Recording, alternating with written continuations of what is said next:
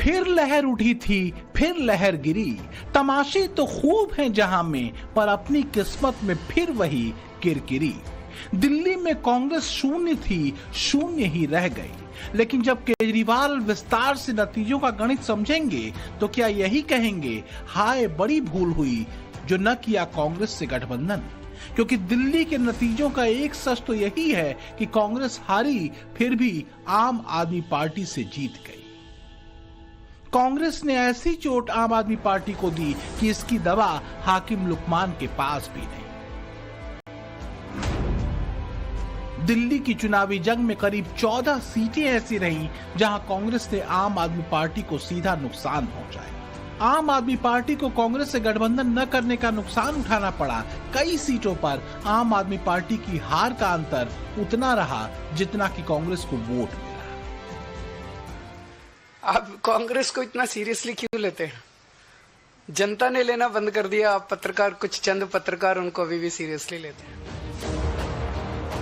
काश कि साहब ने वाकई कांग्रेस को सीरियसली लिया होता तो आज जो गति आम आदमी पार्टी की हुई है वो तो न हुई होती। संभव यह भी था कि तीसरी बार सत्ता आम आदमी पार्टी के पास ही रह जाती। कांग्रेस ने भी अपनी बेइज्जती का बदला ऐसा लिया कि आम आदमी पार्टी का दिल्ली कंट्रोल रूम ही हिल गया। अरविंद केजरीवाल तक चुनाव हार गए।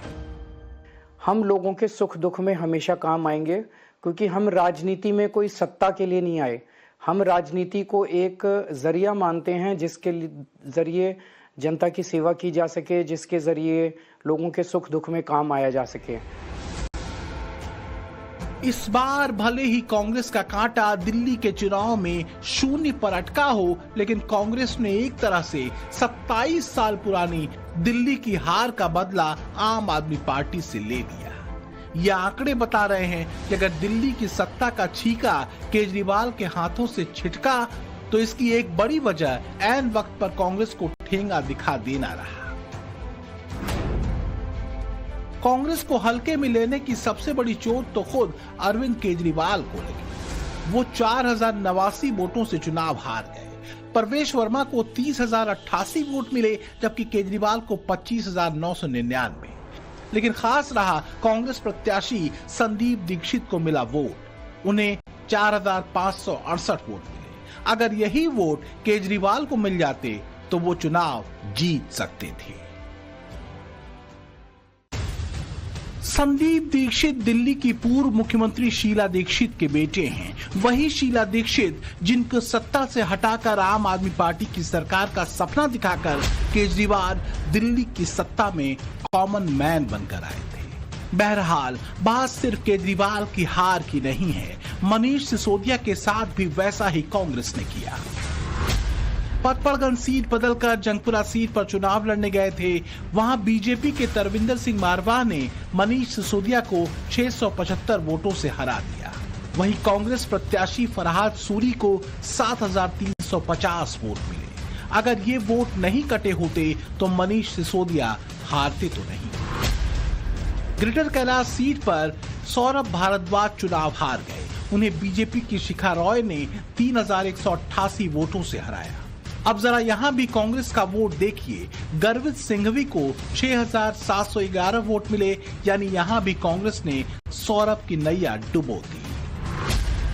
राजेंद्र नगर में बीजेपी के उमंग बजाज ने 1,231 वोटों से जीत दर्ज की। इससे ज्यादा 4,015 वोट कांग्रेस प्रत्याशी विनीत यादव को मिले। तिमारपुर सीट पर सुरेंद्र पाल बिट्टू चुनाव हार गए। उन्हें बीजेपी के सूर्य प्रकाश खत्री ने 1,168 वोटों से हराया। अब जरा यहां भी कांग्रेस का वोट देखिए। लोकेंद्र सिंह को 8,361 वोट मिले। मालवीय नगर में बीजेपी के सतीश उपाध्याय ने सोमनाथ भारती को 2,131 वोटों से हराया। इससे ज्यादा वोट 6,770 कांग्रेस प्रत्याशी जितेंद्र सिंह कोचर को मिले।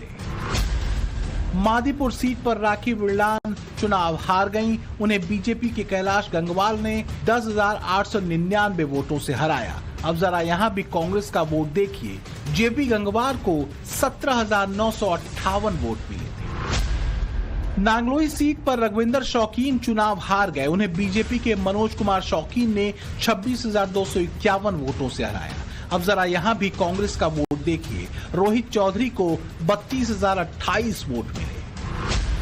इसी तरह संगम विहार में बीजेपी के चंदन कुमार चौधरी ने दिनेश मोहनिया को 344 वोटों से हराया।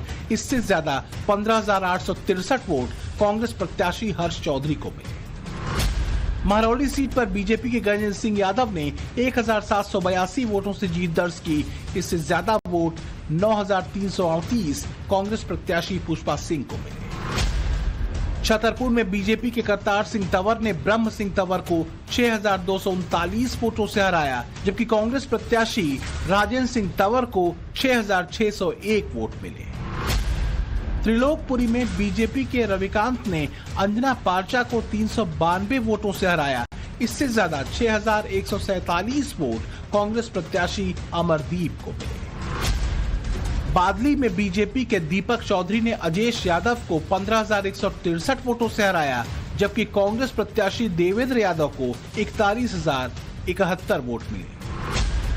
ऐसे ही मुंडका में बीजेपी के गजेंद्र द्राल ने जसबीर कराला को 10,550 वोटों से हराया, जबकि कांग्रेस प्रत्याशी धर्मपाल लाकरा को 10,290 वोट मिले।